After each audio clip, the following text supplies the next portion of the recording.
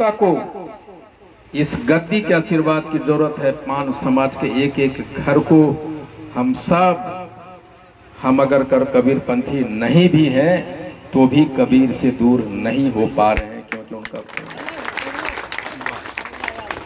मुझे खुशी है, थोड़ी सी बेअदबी हुई है कि मंत्र गद्दी की तरफ से आदेश था कि सिर्फ IP गुप्ता को इस पे चढ़ाया जाएगा और हम सबों ने ज़बरदस्ती यहाँ आ गया है, इसलिए मैं माफ़ी मांगता हूँ आपसे। कि हमारे लोगों को ये समझना चाहिए था कि भाई चेहरा दिखाने के लिए IP गुप्ता यहाँ थोड़े आया है। IP गुप्ता अपना सर झुकाने आया, आशीर्वाद मांगने आया है कि बिहार ही नहीं भारत में जितने भी गद्दियाँ हैं कबीर के पंथ के, मैं आपसे अनुरोध करता हूँ कि आप मेरी वकालत कीजिए, उनसे आशीर्वाद देने के लिए कहिए कि इस आरक्षण की लड़ाई में IP गुप्ता और पान समाज को साथ दें। बहुत बहुत धन्यवाद। मैं ये भाषण का मंच नहीं बनाना चाहता, एक बार फिर से माफ़ी मांगते हुए आपसे क्षमा चाहता हूँ। हमारे लोग यहाँ पे ज़बरदस्ती चढ़ गए। बहुत बहुत धन्यवाद। Thank you very much.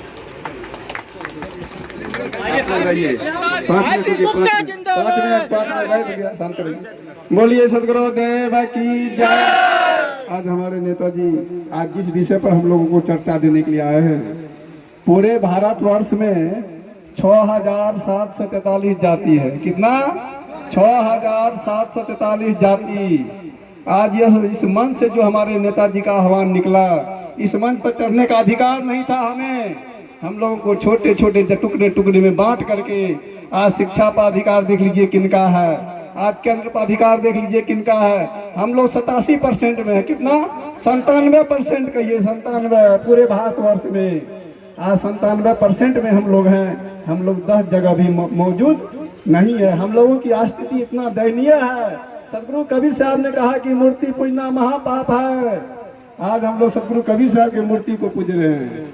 आज हम लोग शूद्र समाज से आते हैं, हम लोग 97% में है। आज कोसी जोन की ताकत होनी दिखाना चाहिए वर्ग केंद्र में कि हमारे पास कितना ताकत है। लेकिन आज स्थिति है इस समाज की, हम अपने महापुरुषों को भूल गए हैं। आज हम अपने महापुरुषों को याद नहीं करते हैं। आज हम याद करते हैं राम जी को, हनुमान जी को। आज अयोध्या जी में मंदिर का निर्माण हुआ है ना, वहाँ 208 मूर्ति बना हुआ है। अयोध्या जी पहले साकेत नगरी के नाम से जानते थे। भगवान बुद्ध का वहाँ तपस्थली था, वो अयोध्या जी पहले नहीं था। अब तो बुद्धिजीवी लोग आया है, धरती पर हम लोगों को पीछे धकेल दिया है। हम लोगों को छोटा जाति में क्यों बांटा? सदगुरु कबीर साहब ने कहा जाति न पूछो साधु की, पूछ लीजिए ज्ञान। हम लोग कोई जाति नहीं है, हम लोग भी मनुष्य हैं। बड़े लोगों ने जिस जगह से पैदा लिया है, जिस खून से पैदा लिया है, उसको भी आने का वही रास्ता है, हमें भी आने का वही रास्ता, जाने का वही रास्ता।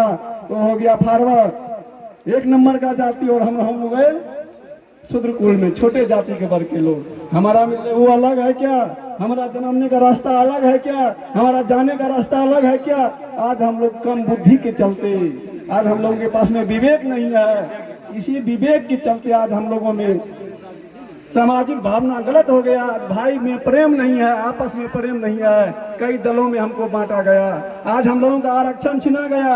आप लोगों को पता नहीं चलेगा कि आरक्षण क्या है। जिसको आरक्षण है 50 नंबर रहेगा, उसको किसी विषय में उसका बेटा मास्टर डॉक्टर बनेगा।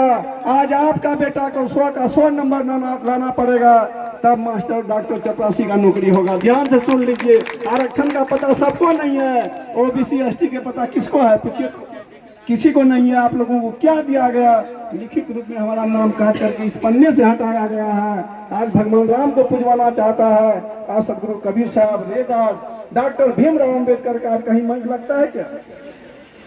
डॉक्टर भीमराव अंबेडकर का, उसका जयंती के नाम पर डॉक्टर भीमराव अंबेडकर ने कहा था कि इस देश के पढ़े लिखे लोगों ने मुझे धोखा दिया है, समाज के लिए लड़ा। लेकिन आज हम अपने महापुरुषों को भूल गए हैं। जिस महापुरुषों ने देश का कोई कल्याण नहीं किया है, उस महापुरुष का हम आदर करते हैं। हमारे IP गुप्ता जी ऐसे समाज सेवी नेता, कहिए कि हमारे इस शूद्र कुल में एक भगवान बनकर के आज आया है इस समाज को जगाने के लिए। आज हम लोग इनका कदर नहीं करेंगे, इनका आदर नहीं करेंगे, यह समाज का धरोहर नहीं होगा। बड़ा बड़ा उदार हृदय से इस मंच से चढ़ करके आज भाषण हो रहा है। हम लोगों को एक जगह बैठने का मौका, एक जगह खाने का मौका, आज हम लोग छोटा छोटा जाति में बांट करके एक जगह बैठने का हम लोग को अभी स्वाभिमान नहीं था। आज सदगुरु कबीर साहब का देन है, संत रविदास का देन है, और पूरे भारतवर्ष के कहिए महान नेता शूद्रकुल में डॉक्टर भीमराव अंबेडकर आज हम लोग चोला पहन कर हमारे सरनाम में बाबा साहब को जुड़ा है, लेकिन Baba Saheb doctor Bhimrao Ambedkar coat tie में पूरे भारतवर्ष में बाबा कहलाया। आज उन्हीं के अधिकार पर, उन्हीं के बताए हुए नियम पर पूरे भारतवर्ष का शासन चल रहा है। आज ऐसे ऐसे महापुरुषों का हम लोग नाम नहीं जानते हैं, ज्यादा समय को नहीं गंवाते भी हम साधु समाज की तरफ से। मैं तो डरा डरा बोल रहा था ना कि क्या बोलूं क्या ना बोलूं, गद्दी की बेअदबी हो जाएगी, लेकिन जब हुजूर ने बोल दिया है सारी बातें तो मुझे लगता है कि एक दो बात और बोल सकता हूँ।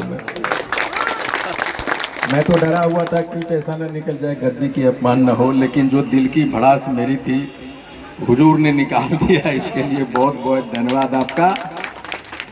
लेकिन इस गद्दी पे बैठ के मैं आपको बोल रहा हूँ, यहाँ से बोल रहा हूँ जहाँ से भगवान हमारे आराध्य कबीर जी का विराजमान है, कहीं न कहीं उनकी आत्मा विराज है। मैं उस रास्ते पे चल पड़ा हूँ जहाँ से आरक्षण हमें दिखाई पड़ रहा है वो वापस आ रहा है।